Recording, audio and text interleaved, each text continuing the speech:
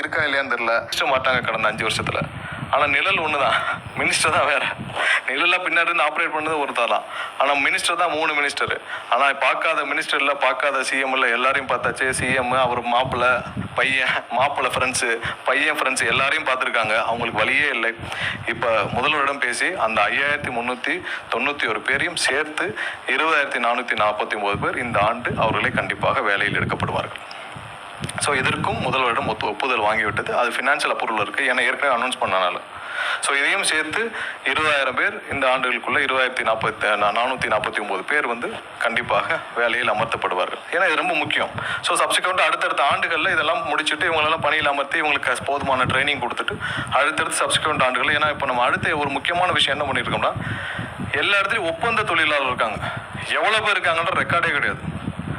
மொத்தமாக எவ்வளோ பேர் இருக்காங்க. ஒவ்வொரு நாளும் என்னிடம் வர்றவங்க பார்த்தீங்கன்னா ஒப்பந்த தொழிலாளர் 15 வருஷம் இருக்கேன், 20 வருஷம் இருக்கேன்.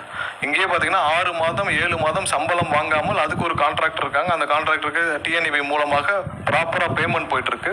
ஸோ அவர்கள் அந்த தொழிலாளருக்கு 6 மாதம் 7 மாதம் பிஎஃப் இஎஸ்ஐ எதுவும் கொடுக்காம சம்பளம் கொடுத்துருக்காங்க. இப்போதான் முதல் முறையாக எத்தனை ஒப்பந்த தொழிலாளர்கள், எத்தனை வெண்டர் இருக்காங்க, அதை கன்சாலிடேட் பண்ணுற வேலையை இப்போ தான் துவங்கிருக்கு. அது சில வாரங்கள் பிடிக்கலாம், ஏன்னா எவ்வளோ பேர் இருக்காங்கன்னு தெரியல. ஸோ அவர்களுக்கு என்ன பண்ண போகிறோன்னு தெரியல.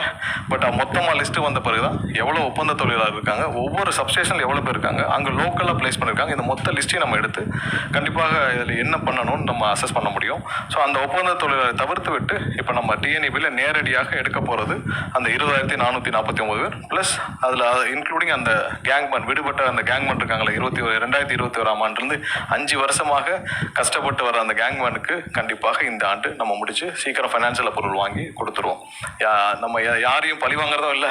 கடைசியில் 2 அரசும் அவங்களோட ஈகோவில் நீ வாங்கிட்டு போட்ட நான் வாங்கிட்டு போட்டேன்னு சொல்லிட்டு 2 பேரும் விட்டு அந்த 5397 பேருக்கு கண்டிப்பாக இந்த அரசு ஒரு வழி கொடுக்கும்ன்றதை சொல்லிடுறோம். அடுத்த ஸ்லைட். இப்போதான் முக்கியமாக நம்ம எம்ப்ளாயிஸ் வைஸ் பார்த்துட்டோம். எப்படி இந்த கடந்து வந்த பாதை, எவ்வளோ எம்ப்ளாயிஸ் இருந்தாங்க, எப்படி இந்த துறை எவ்வளோ தூரம் போயிருக்குன்னு. இப்போ நம்ம எக்யூப்மெண்ட்ஸ் இன்ஃப்ராஸ்ட்ரக்சர், அதாவது டிரான்ஸ்ஃபார்மர்ஸ், சப்ஸ்டேஷன்ஸு,